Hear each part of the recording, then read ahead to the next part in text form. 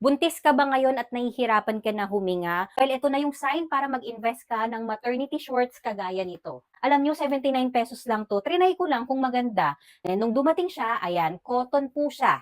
Stretchable and very breathable. Talagang komportable ka talaga, mami, kapag sinuot mo. Alam nyo, sa reviews na basa ko, kasya to hanggang 9 months. So ngayon is 4 months pregnant pa lang si Mami Jack. Medyo maluwag pa, pero pwede na kasi yung purpose niya na masalo si baby and yung komportable kang huminga, yun yung nagustuhan ko. And magagamit mo pa siya until your 9th month pregnancy. This is the black color nila.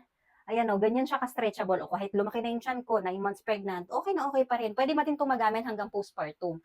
So this is their light pink color. Ayan. Mabilis to ma-sold out.